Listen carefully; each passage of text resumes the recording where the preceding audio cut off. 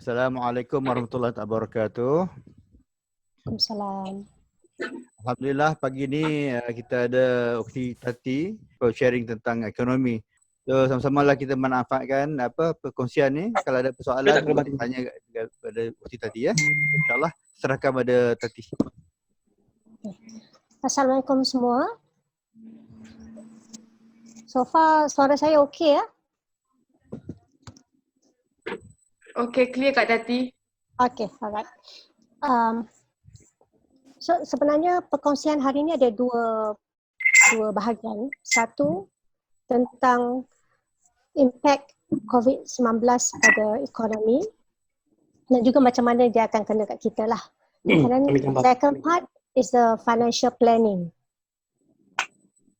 Saya pernah discuss dengan Ustaz pasal ni dulu because saya rasa important financial planning ni sebab kalau kita tak plan, bila terkena perkara macam COVID-19 ni kita akan terkesan yang lebih. Kalau orang yang dah bersedia, dia punya impact mungkin kurang. Okay, kita lagi 3 minit. Jadi sebelum saya bercakap pasal ekonomi kita, saya nak tunjuk satu slide yang akan mendedahkan kita kepada financial planning. Kalau financial planner jumpa, benda-benda ni yang kita akan tengok ya. Agak. Okay.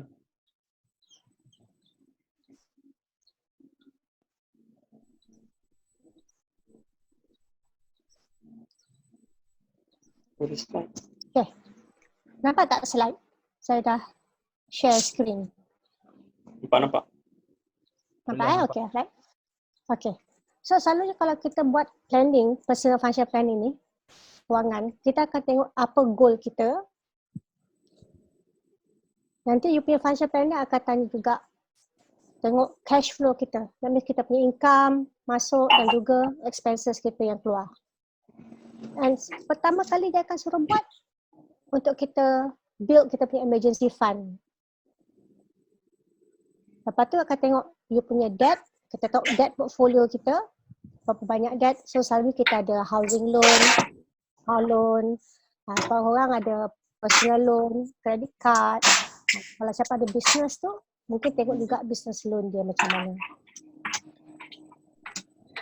Satu lagi kita as we grow older, kita perlu tengok juga kita punya retirement planning.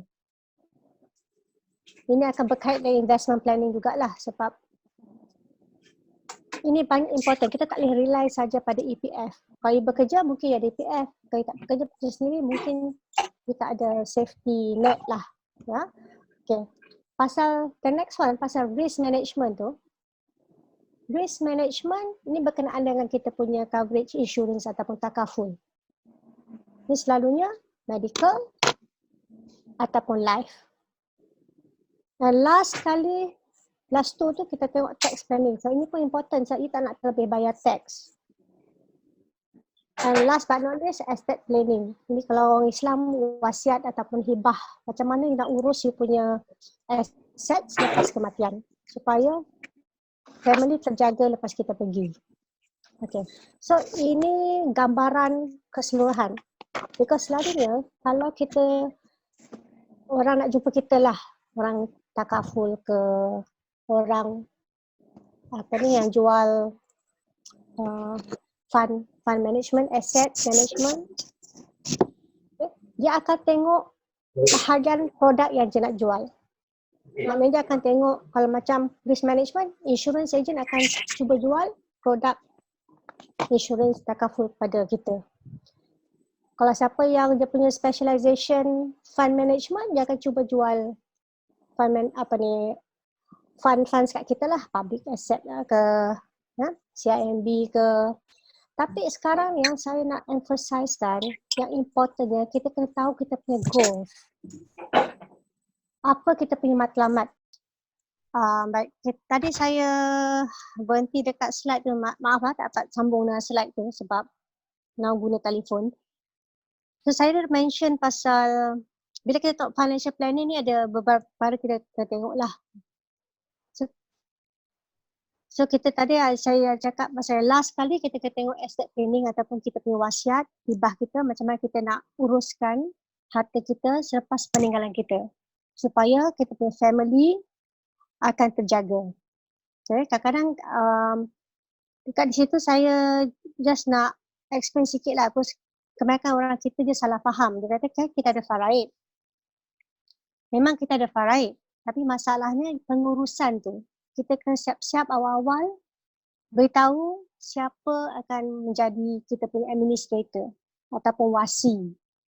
Okay, itu tak apa, topik lain. Tapi hari ini yang saya nak tekankan ialah macam mana impact COVID-19 kepada ekonomi kita dan juga kepada diri kita. Sekarang ni memang ramai orang akan fokus pada kes COVID-19 dekat hari berapa semua tu.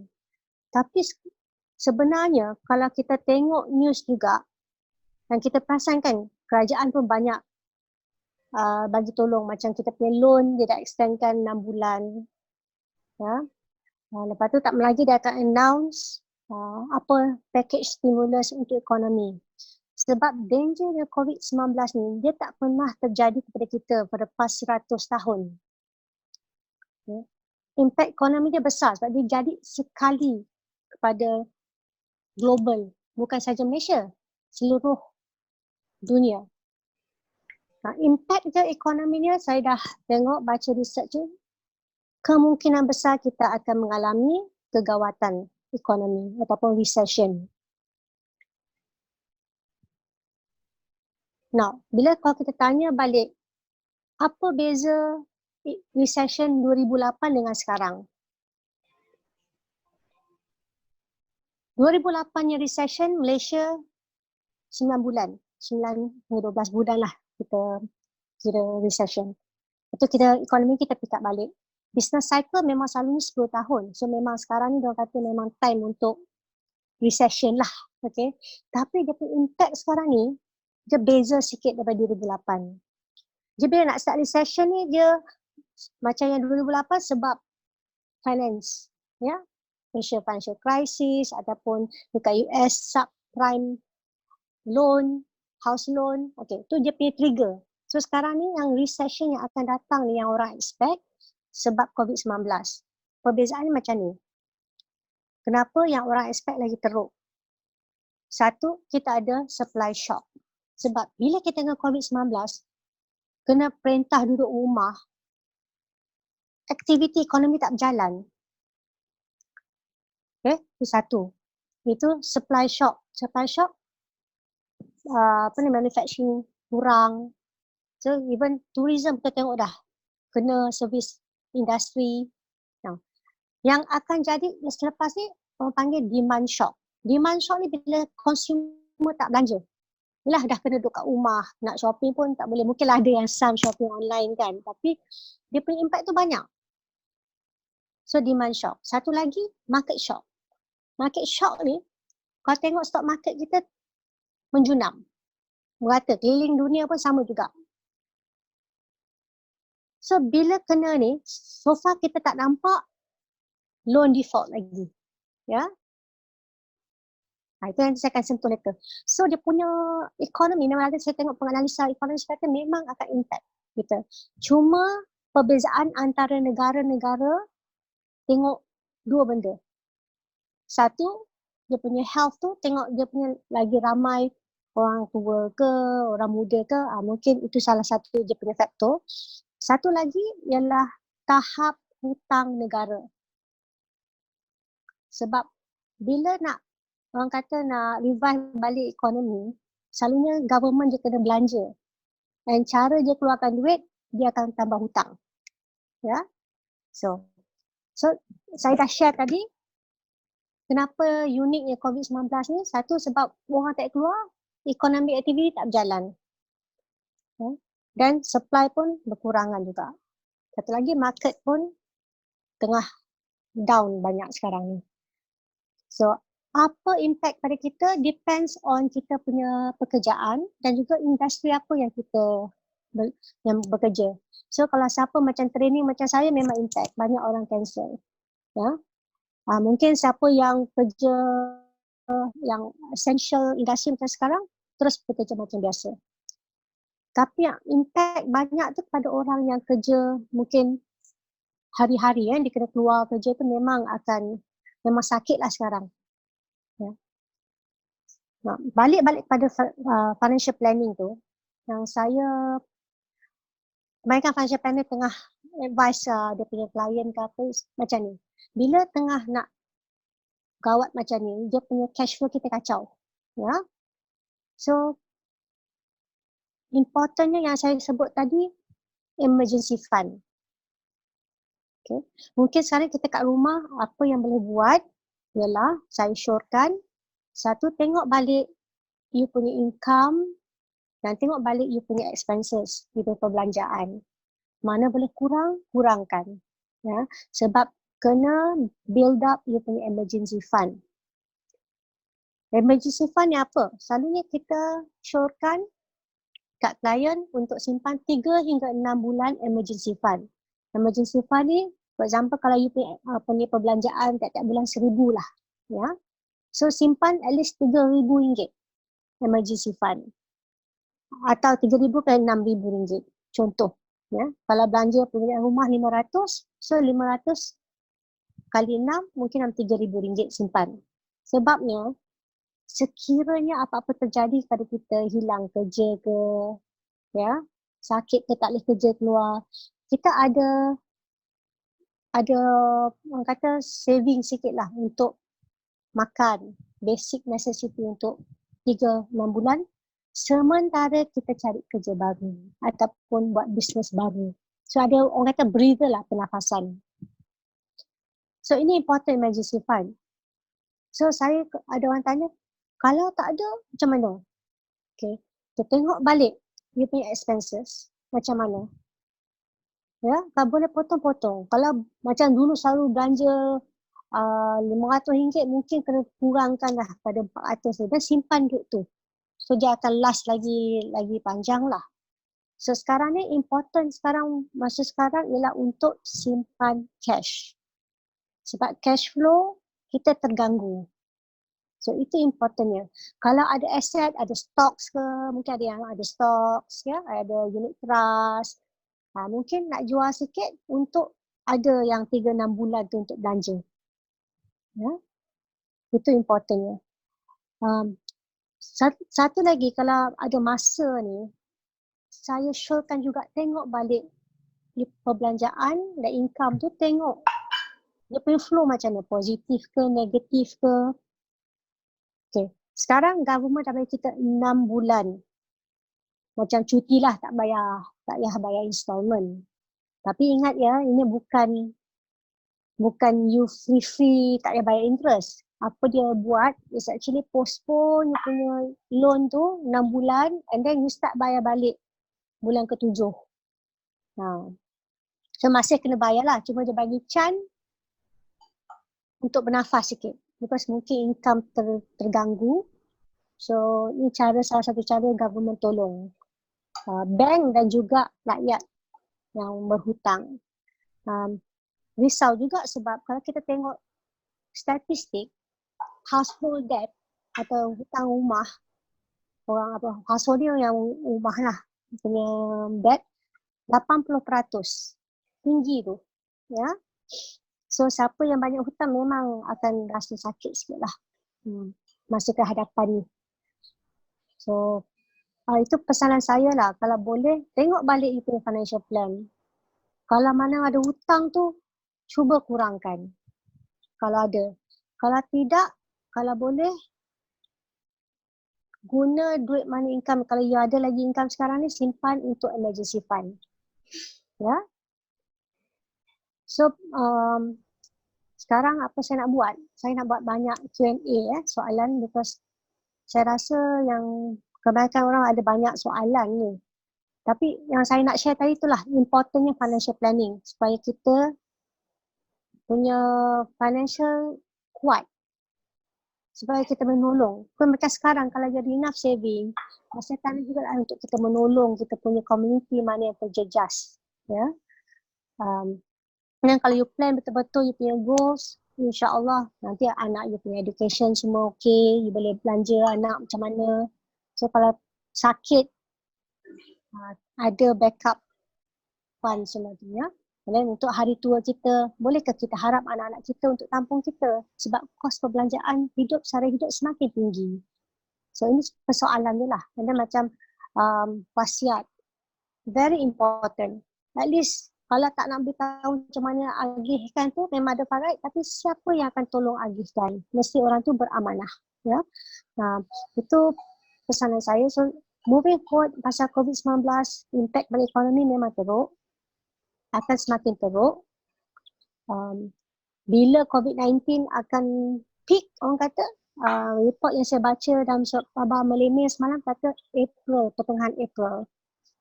Ya? Dan I think baru masa tu kita akan tahu really apa impact dia. Tapi important kita kena berhati-hati dari sekarang lah. Sebab walaupun so far kita tak tengok lagi dalam newspaper kata ekonomi macam mana, kita dengar-dengar aje. Tapi memang report analis yang saya baca, corporate semua dapat memang ekonomi akan recession. Global recession ya. Dulu masa 2008, China tak ada recession. India tak ada recession. Indonesia tak rasa recession 2008. Tapi sekarang ni kita tengok global recession punya senario. So ekonomi Malaysia, ekonomi kita terbuka. Kita punya trade partners pertama Asia Pasifik, yang kedua China, ketiga Singapura, keempat Amerika dan kelima Europe. So kalau tengok globally memang dia pun akan terkesan. So apa impact pada Malaysia? So nasib, tapi sekarang yang information yang kami dapat, at least China dia dah start mulalah yang kata normalize balik. So hopefully because kita punya trade banyak pada China, hopefully kita Malaysia tak impact sangat. Tapi I think kita baik become more orang kata berhati-hati daripada yang terlampau. Kita ingat yang ekonomi akan naik secepat mungkin. Rasanya tak lah kot. At the moment, tak. Okay. Setakat itu, saya kata sekarang strategi untuk financial plan untuk keluarga ialah untuk tambahkan kalau boleh cash kita. Yang kalau boleh bertahan 3 hingga 6 bulan. Kalau you ada business pun untuk cover you punya operation expenses kalau boleh 3-6 bulan. Ya, untuk tahan. So business tak lingkup. So, sekarang ni memang cash is king. Okey, baik Aki Zainal, sekarang saya boleh bukakan pada soalan-soalan ya. Baik Datin. Okey, untuk soalan yang boleh saya buat soalan pertama tadi berkait dengan apa yang tadi cakap tadi yang sekarang dalam moratorium ni semua tak payah bayar dulu kan. Jadi adakah benda tu macam government dah freeze kan semua loan, maknanya interest pun tak jalan? Okey. Macam ni. Dia bukan interest tak jalan. Interest masih jalan. So let's say for example ya, saya ambil loan rumah. Kita bayar tiap-tiap bulan saya ambil 1,000 lah senang nak kira. So apa yang terjadi sekarang ni, moratorium 6 bulan ni, government bagi can tak payah bayar 1,000 untuk 6 bulan. So ada 6,000 kan cash untuk diguna. Tapi interest you masih jalan. Apa yang government buat, bank buat, dia ambil you punya 6,000 tu, dia akan masukkan you punya loan loan outstanding, dia akan calculate balik. Dia dua benda boleh jadi. Satu, mungkin lepas habis tu you punya bayaran bulanan naik, ataupun you punya dia punya Tempoh. Time dia. Dia punya time bayar tahun tempoh ya. Tempoh bayaran tu dia akan panjangkan. Bertambahlah.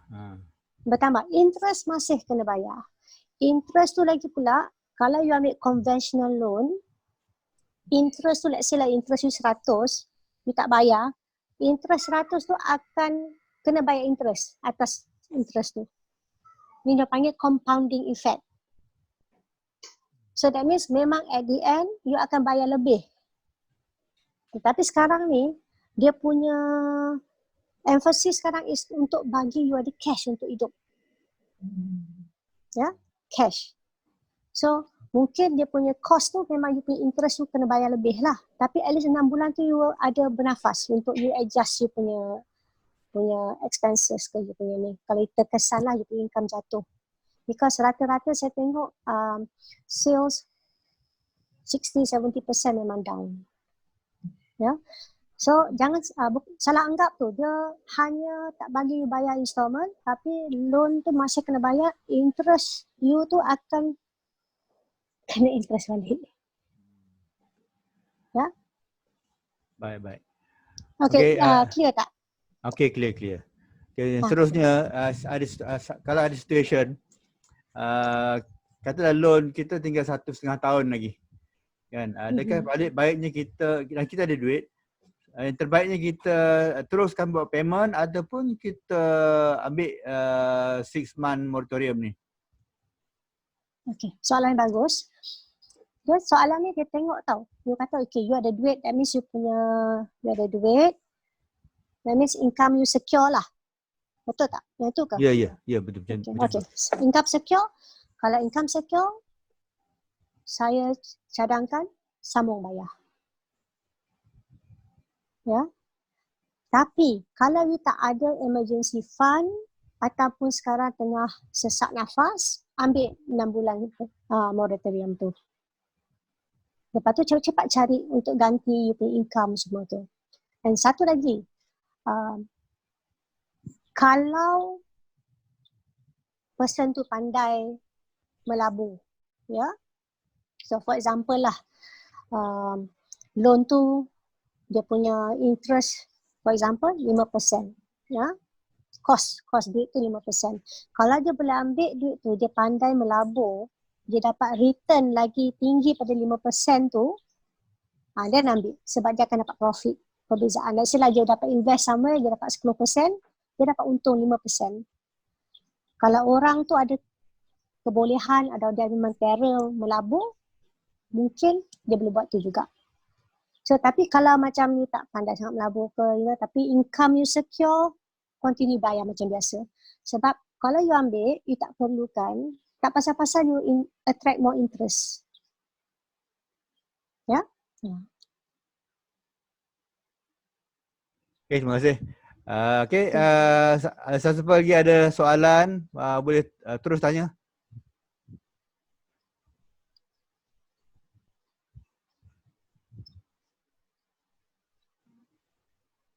Assalamualaikum Kak. Waalaikumsalam. Nak tanya, yang maksud yang duit cash tu, kita kena macam mana keluarkan kat bank kah, macam mana cash kita pegang sendiri kat rumah kah tu atau macam mana tu? Sekejap, boleh repeat balik tak? Putus-putus. Ni Johan Ya. Johan. Duit yang cash tu maksud kakak yang kita kena keluarkan kat bank kah macam mana tu? Duit cash tu kita pegang kat rumah kah? Yang emergency fund tu ya? Johan, emergency fund ke? Betul kak? Okay. Emergency fund ni boleh simpan kat rumah ataupun maaf. Bukan kat rumah, simpan dekat bank. Ya? Oh kat bank, cash, yang duit cash. Ya, sekira cash lah. That means duit tu, emergency fund, dia tak boleh kacau tau. Memang emergency fund ni kalau kereta rosak, ya, dia untuk emergency sahaja. So selalunya kalau orang yang bekerja makan gaji, kita syorkan simpan 3 bulan. Tapi kalau bisnes sendiri, kita syorkan 6 bulan. So duit ni simpan kat satu account yang jangan usik duit tu sebab itu emergency fund. Bila perlu baru usik. So simpan kat bank, tempat selamat lah. Ya. Macam kita nak buat pengurusan duit tu macam mana? So saya ni kerja dah kira dalam 21 tahun tapi sekarang ni sebab saya ada pernah buat personal loan, jadi personal loan tu 200,000 tapi saya beli tanah, tapi tanah tu tanah macam dia hangus macam tu lah, tanah kena tipu. Jadi saya bermasalah hutang untuk bayar tu lah. Jadi simpanan pun bilang orang memang simpanan tidak ada lah. Memang habis-habis macam tu je lah. Buat simpanan tapi ambil balik juga kalau ada emergency tu. Macam mana Kak untuk Okey. pengurusan kita ada buat je? Dia punya tu macam mana? Cara apa? Okey. Sekarang ni saya fahamkan balik soalan tu. Ada personal loan untuk beli tanah. Tapi sekarang cash flow tak boleh bayar loan tu balik ke macam mana? Tak, cash loan tu memang kerajaan dah bayar. Maksudnya saya bekerja tapi simpanan tu saya tidak pandai menguruskan duit untuk buat simpanan tu. Maksudnya kadang-kadang ada saya buat simpanan juga dalam tabung haji tapi ada masa-masa tu emergency saya akan ambil juga untuk buat emergency. Jadi saya tidak ada satu akaun yang bilang orang yang betul-betul untuk masa depan punya tu, tidak ada. Okey. Macam ni. Memang kalau betul you ada duit, tak kisah nak simpan kat bank ke, dekat tabung haji pun boleh. Tapi yang simpanan emergency fund ni memang untuk emergency. Macam kata emergency sakit ke, ada apa orang kata kereta rosak. Okay. Kalau kehilang kerja kejap. Memang emergency fund untuk digunakan untuk itulah emergency tu. Fund yang untuk investment tu nanti kita akan cerita lain sebab itu kita tengok balik kita punya matlamat, goal kita untuk hari tua atau untuk pelajaran anak atau bawa simpan duit sebab nak berjalan kan, suka berjalan. So semua tu ada cara je nak buat tapi kita kena priority, kena mana yang important kena buat dulu. Tapi emergency fund memang important sebab saya baru baca report di Amerika 70% daripada population dia hanya boleh bertahan 1 bulan. Lepas tu diorang tak ada dah savings. So bayangkan sekarang ni kalau diorang tak boleh keluar bekerja, macam mana tu? Ya. So emergency fund ni bagi kita ketahanan. Jika sesuatu terjadi kita ada nak bolehlah orang kata bolehlah nak hidup kejap. Sementara kita cari jalan untuk dapatkan balik income. Ya. So macam loan ni, satu soalan bagus ya. Kita kalau boleh, salah satu yang saya selalu nasihatkan pada saya klien, jangan berhutang seboleh-bolehnya. Tapi memang kalau rumah ke apa, memang terpaksalah sebab dia punya amount besar ya. Tapi dia ada cara untuk mempercepatkan pembayaran hutang kita. Hutang ni kita ambil jika kita boleh dapat pulangan yang lebih pada kos hutang. Itu je. Tapi kalau kita pinjam duit, ambil personal loan ke credit card untuk belanja consumption seperti bercuti, beli handphone. Ini satu kesilapan besar. Sebab itu bukan essential item. Ya, jangan buat silap tu. Nanti kita terikat dengan hutang tu. Tapi selalu orang ambil hutang mungkin nak beli tanah buat bisnes ke apa, kerana sangkut itu lumrah hidup lah. Tapi ada cara je macam nak handle. Ya.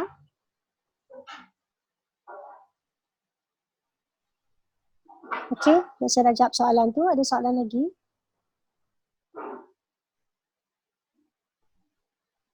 Terima kasih. Kalau nak tanya lagi nanti telefon saya later ya, Johan. Okey, terima kasih Kak. Okey, sama.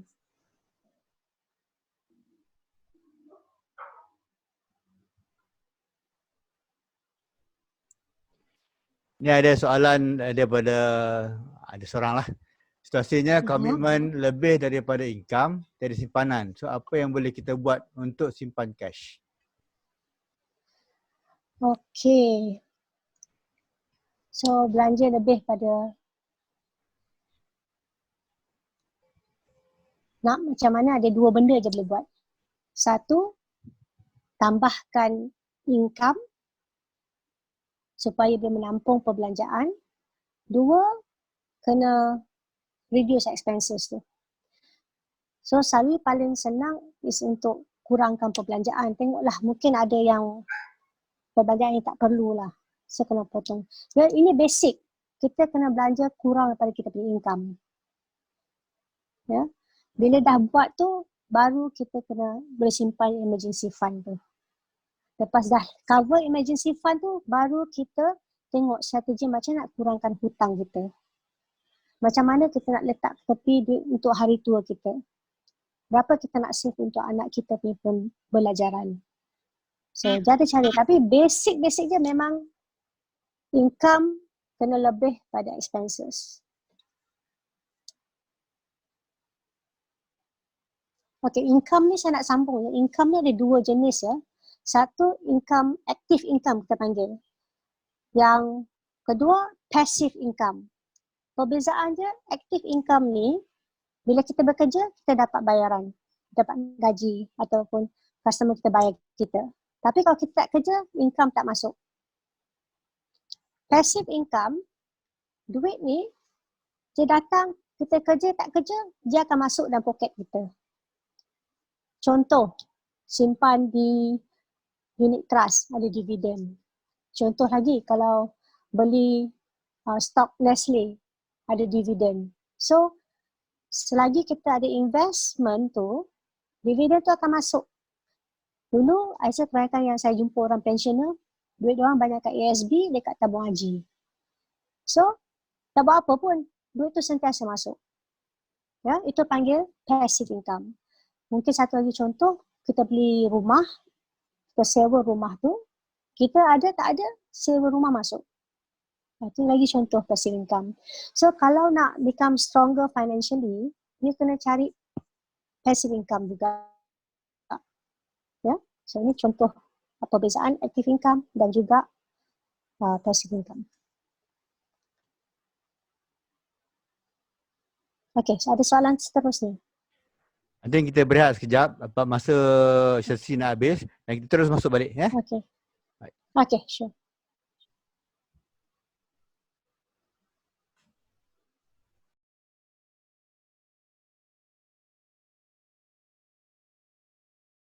Assalamualaikum. Waalaikumsalam warahmatullahi. Okay, sorry lah. Macam masalah sikit lah. Internet, okay. Okay, okay, ada soalan lagi? Okay, kalau tak ada soalan lagi, saya tanya dulu. Apa perbezaan antara apa dipanggil good debt dengan bad debt? Adakah sekarang ni it's good time to do good debt? Okay, bagus soalan tu. Yang good debt, bad debt tu perbezaan dia satu. Satu, senang je. Good debt ni kalau you ambil loan tu untuk buat bisnes atau untuk dapat income yang lebih pada cost of that debt. Ya. Bad debt ni selalunya consumption lah. Consumption that means you consume, benda tu dia tak bertambah value. So contoh, macam saya cakap tadi, beli handphone. Ya, sebab handphone tahu cepat dia punya value dia jatuh. Kereta itu pun kira bad debt jugalah. So orang kata macam toys lah. Kalau dalam Robert Kiyosaki punya term, due-debts ni benda yang tak memberi pulangan. Ya. So itu perbezaan antara good debt dan bad debt. So kalau you pinjam duit personal loan, lepas tu you pergi belanja jalan, itu memang bad debt lah. Ya, good debt ni you pinjam duit untuk investment ataupun untuk buat bisnes, itu panggil good debt. Sebab tapi pulangannya mesti lebih pada interest cost. Jawab, itu soalan, itu jawapan dia lah. So as long as you punya income you dapat lebih because of the debt, you'll be okay.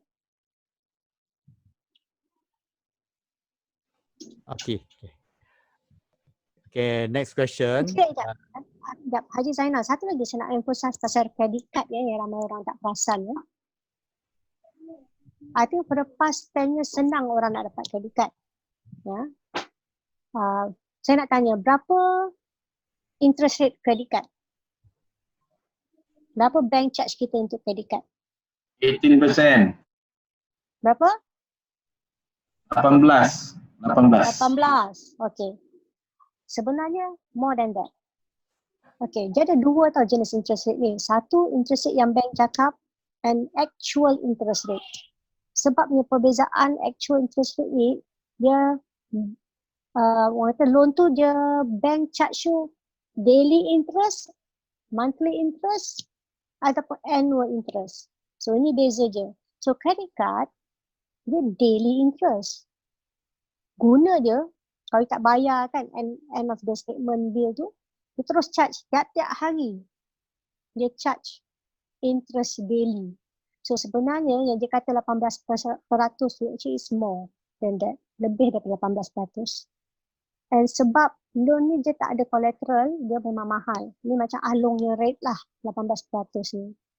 So bahayanya credit card ni kalau tak bayar ataupun bayar minimum payment sahaja, you tak akan keluar daripada hutang credit card. Ya. So be careful of credit card. Credit card kalau boleh guna tiap-tiap bulan habis bayar. So that means macam cara pembayaran je lah. And then simpan, kalau let's say for example you dapat 20,000 ke, 30,000 ke, or 50,000 kredit limit. Simpan sebab you tak tahu. Kalau terdesak boleh guna. Tapi make sure ada means untuk bayar balik lah. So just be very careful credit card. Terus saya jumpa ramai sama orang muda, apa senang, penyeh je credit card. Dia lupa bila kita pinjam, kita sebenarnya dah belanja kita punya duit yang akan datang. Bukan tu saja.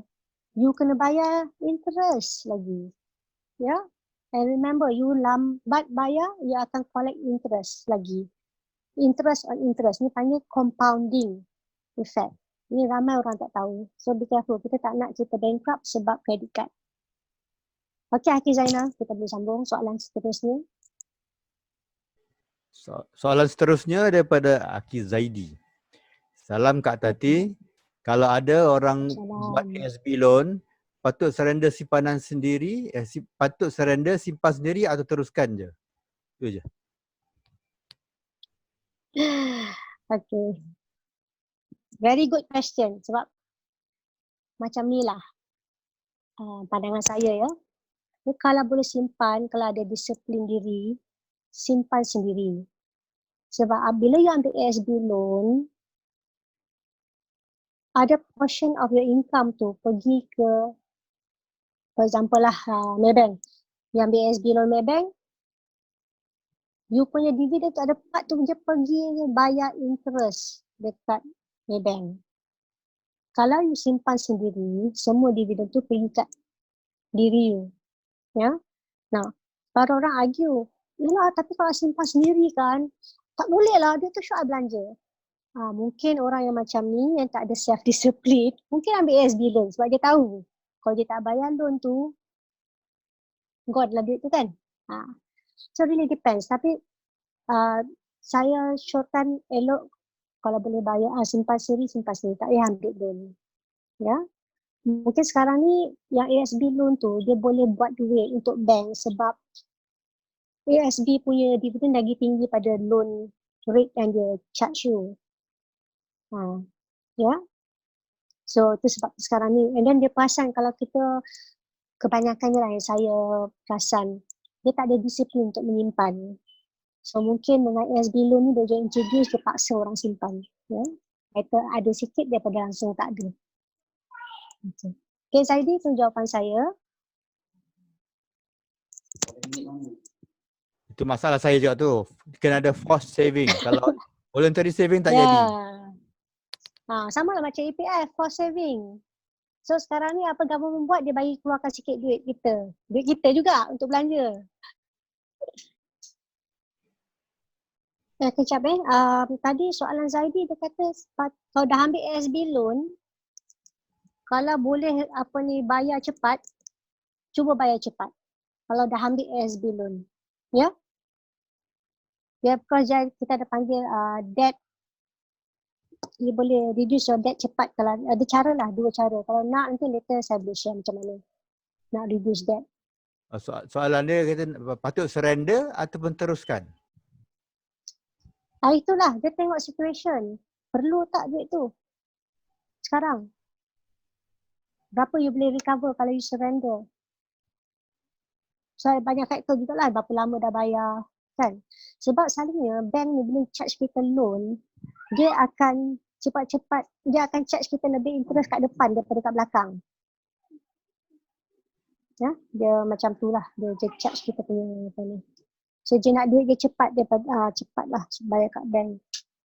Towards the end tu dia banyak bayar principal of the loan rather than the interest. So kena tahu tu lah, kalau tahu lebih detail mungkin boleh bagi advice macam mana. So Zaidi boleh call akak nanti. Okey, ini soalan daripada partner dia pula. Okay. Apa bisnes yang baik sekarang untuk kita venture? Kalau bisnes sekarang berkaitan travel yang mana kita tahu orang takkan travel sekarang ni. Thank you Kak Tati. Oh, banyak tu. Dia sekarang yang banyak yang berkembang tu, kita tengok balik essential business. Macam sekarang tengok apa, makanan semua tu lah. Tapi yang macam gerai tu susah sikit lah sebab tutup unless you buat business online ya. Saya tengok IT pun berkembang. Ya. Yang siapa yang investment, yang suka trading masih berjalan. Yang pandai trading, technical chart semua tu. You need to look around lah. Sekarang saya tengok kalau siapa trainer, you ada orang kata kelebihan lah mengajar certain skill yang orang perlu. Online class, webinar. Banyak trainer sekarang kawan-kawan saya semua dah kerja online mengajar. Itu pun ada. You kan tengoklah sebab industri bila kena hit tu macam travel, dia tak semua, ada juga yang bisnes berkembang. So kita tengok kat mana tu. Tapi ini some of yang saya observe lah yang masih semakin rancak bisnes dia.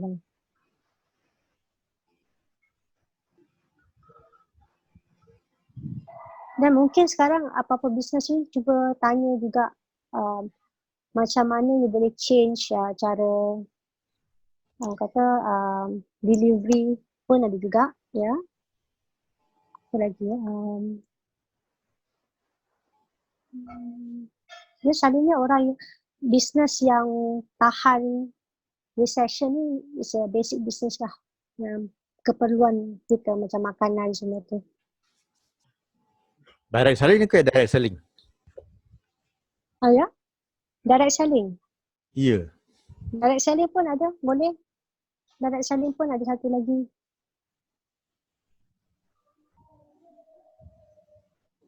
Banyak, insyaAllah ada sebab industri tu je kena hit tu je lain-lain. In fact, pasal travel industry diorang kata once COVID ni dah settle, pent up demand banyak. Tapi tengok jugalah sebab kita, yang orang kena hit tu macam mana income diorang kena. Ya. Baik, soalan seterusnya daripada Umul. Kak Tati kata tadi ekonomi akan teruk lepas ini. Boleh bagi gambaran ekonomi Malaysia down teruk mana dan macam mana situasi rakyat Malaysia ikut pandangan pakar-pakar sekarang ni lah. Okay, kalau nak nanti later on saya boleh hantar Mia punya press statement. Sekejap dia ada cakap kita punya ekonomi akan contracted dalam minus 2% saja, 2.6%. Ya, ini Mia Malaysian Institute of Economic Research punya nombor. Unemployment akan naik.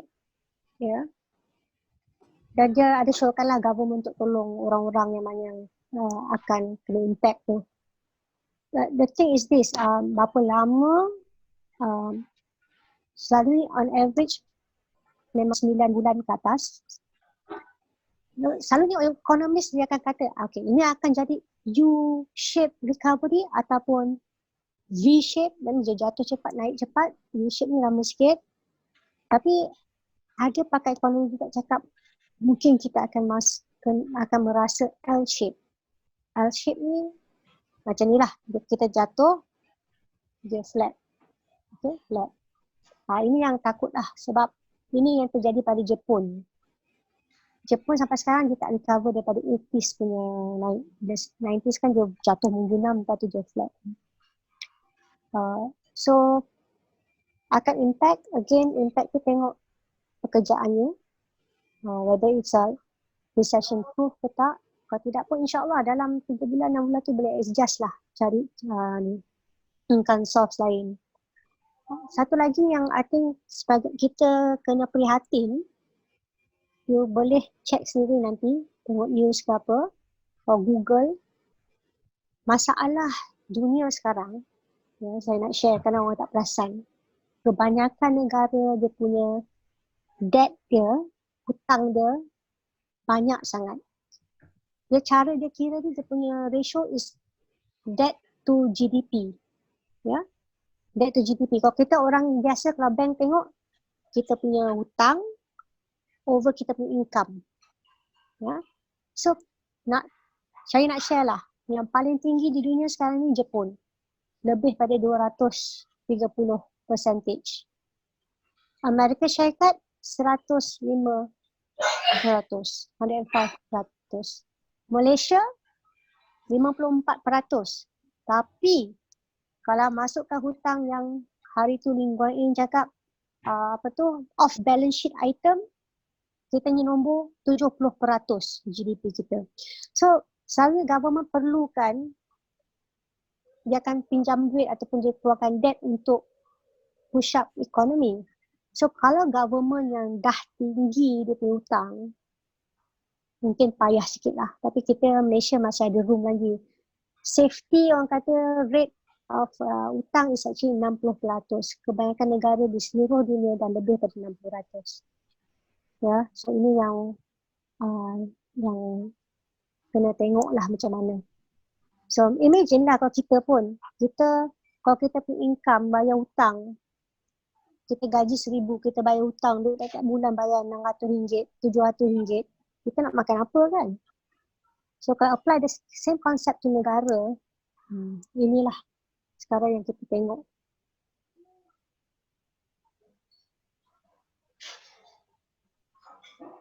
Okay, best case scenario dia kita ada U-shape recovery. Worst case scenario kita L-shape. Okay, itu yang saya dapat sekarang lah daripada apa ini. Tapi kat Malaysia ni saya tengok masih lambat lagi lah. Cuma so far saya nampak MIR yang berada kata kita akan minus growth. Tapi pakar penganalisa daripada overseas semua dah kata memang recession. Ya. Cuma berapa lama tu tak dapat nak jawab sekarang. Kita tengok COVID ni lah sampai dia stable baru kita nampak. Tengok jugalah kes Amerika sekarang ni. Amerika ekonomi besar. Kita tengok perkembangan kat sana jugalah. Dan also China.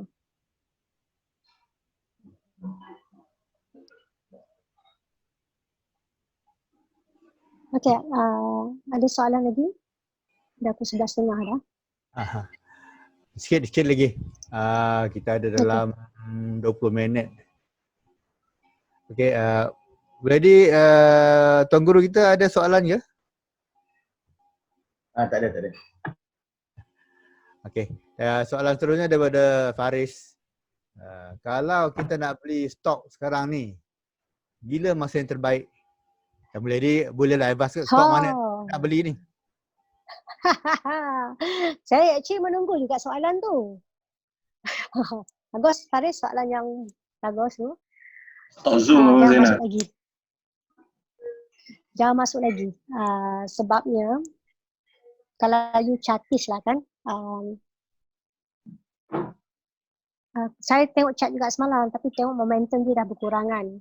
So kalau you betul-betul chartis mungkin you boleh trade lah sekarang because orang kata market tu up and down.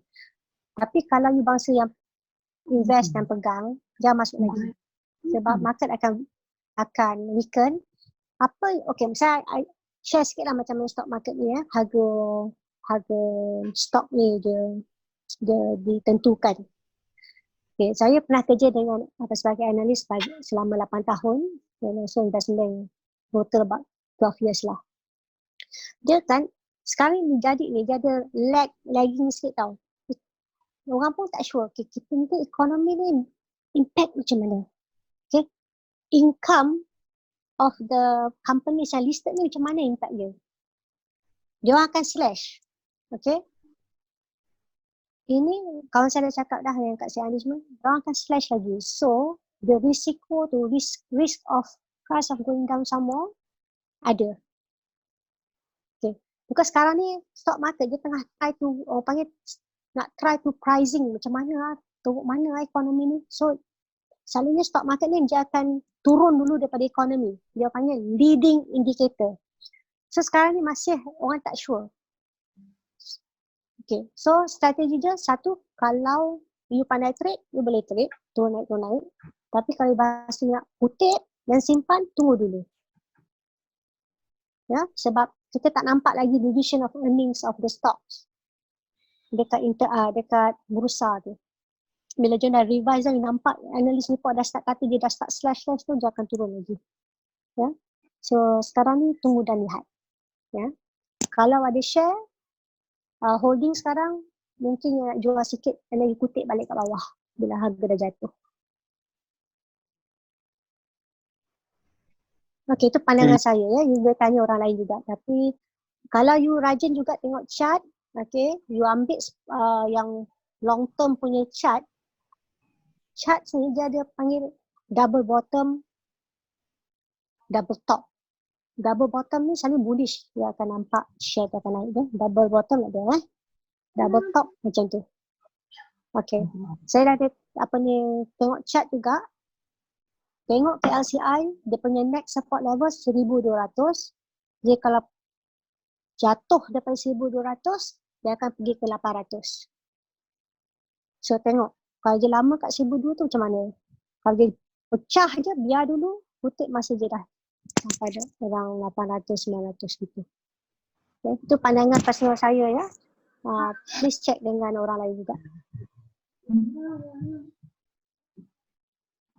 Okay, thank you. Second question Okay, Kak. welcome. Apa Kak tadi Bitcoin. view tentang Bitcoin? Yes. Oh, okay, Bitcoin ni. Okay, my personal view lah kan. Kalau tengok Bitcoin ni dia duit maya. It's not like actual money. Duit ni kalau kita tengok dari time, ni cerita sikit lah. Duit ni, money, honestly, saya tak pegang Bitcoin sebab sekarang ni masalahnya kita financial system sekarang ni sebab kita punya duit dia tak ada backup. Duit yang kita pegang tu hanya duit kertas. Dia ada value sebab government kata you kena pakai ni untuk beli belah. Itu dia. Zaman dulu, zaman Ottoman Empire for example ya, zaman Melaka, kita guna duit dinar dirham. Dinar dirham, emas dan perak dia memang ada value. Dia panggil intrinsic value. Memang dia sendiri ada value. Okay.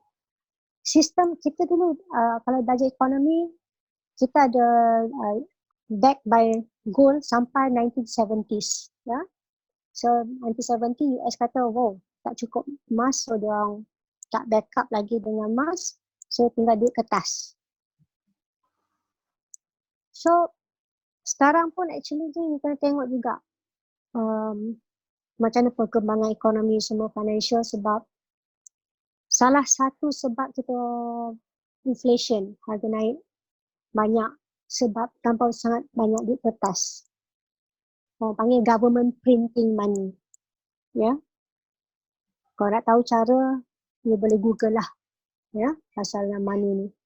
So memang saya Bitcoin memang saya tak usik lah. Sebab satu, kalau compare dengan government pun, dia tak backed by any government. Secondly, selagi ada demand and supply, orang yang buat, dia buat. Tapi dia tak ada really a backup, a formal backup. So, tapi kalau you memang high risk, you suka trading, it's something you can do. Ya. Tapi personally, kalau tengok saya punya tahap risiko, memang saya tak ambil lah. Ya. Okay, Faris.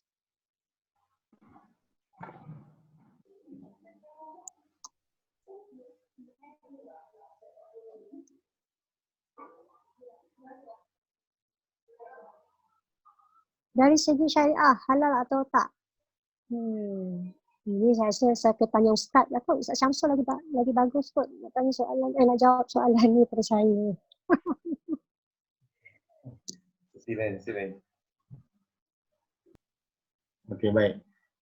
Itu nanti kita buat sesi yang lain lah kot. Sebab penjelasan tu agak panjang. Cuma kalau kita mengambil dasar daripada mazhab Syafi'i, dia ada sedikit keraguan lah. Sebab dia tidak ada ainnya, tidak ada dia punya mata bendanya, melainkan benda tu adalah dalam bentuk maya. Jadi mazhab yang lain mungkin membenarkan sebab berdasarkan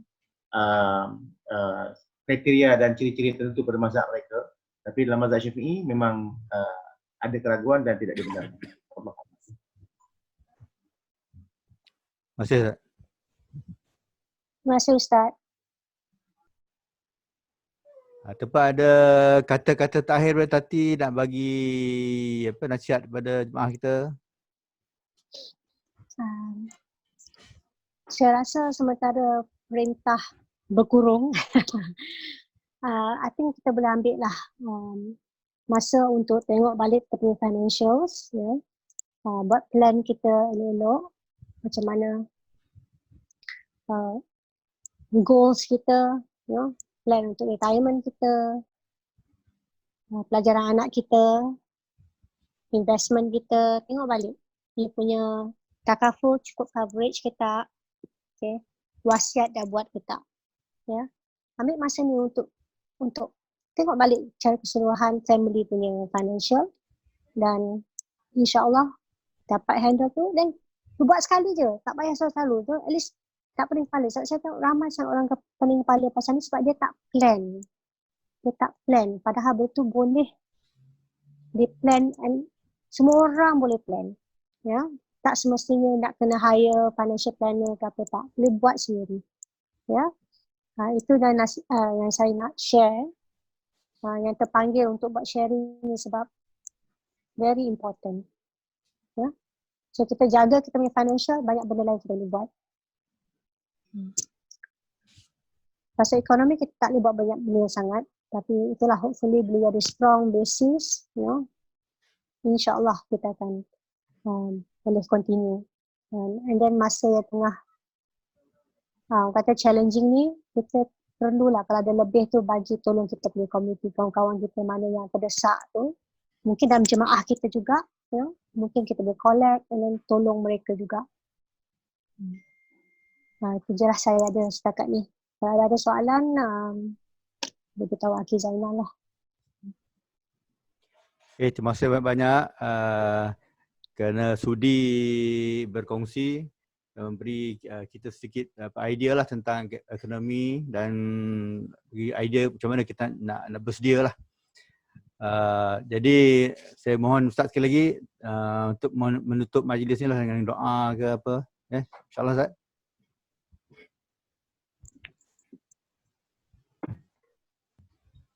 Okey, dengar Okey. Dengar Ustaz. Bismillahirrahmanirrahim. Alhamdulillahirabbil alamin wassalatu wassalamu ala asyrafil anbiya'i wa ala alihi washabbihi ajma'in. Alhamdulillahil alamin. Allahumma ja'al jam'ana hadha jam'an marhuma wa tafaqana hadha tafarruqan ma'suma wa qina fid din wa ilma ta'wil wa hadina ila siratal mustaqim. Suratul ladzina amta 'alaihim min nabiyyin wa siddiqin wa syuhada'i was salihin wa hasuna ulaika rafiqa arhamar rahimin. Allahumma adfa' wasrif 'anna al-bala'a wal waba' wal fahsya' ومن شمة الأعداء برحمتك يا أرحم الراحمين. بسم الله الذي لا يضر مع اسمه شيء في الأرض ولا في السماء وهو السميع العليم. اللهم ارحمنا وارحم والدينا وارحم محمد وسنة محمد في الدنيا والآخرة. اللهم يا معبود الأحوال حول هذا إلى أحسن حال. ربنا تقبل منا دعانا إنك أنت السميع العليم وتب علينا إنك أنت التواب الرحيم. ربنا آتنا في الدنيا حسنة وفي الآخرة حسنة وقنا عذاب النار. صلى الله على سيدنا محمد وعلى آله وصحبه أجمعين. سبحان ربك رب العزة عما يصفون. Wassalamun ala al-mursalin walhamdulillahi rabbil alamin. Taqabbalallahu minkum. Inna wa minkum taqabbal karim. Terima kasih banyak. Assalamualaikum warahmatullahi wabarakatuh, dan jangan lupa malam ni 9:30 malam sesi Q&A. Assalamualaikum. Terima kasih Tati. Thank you Kak Tati. Terima kasih. Sama-sama.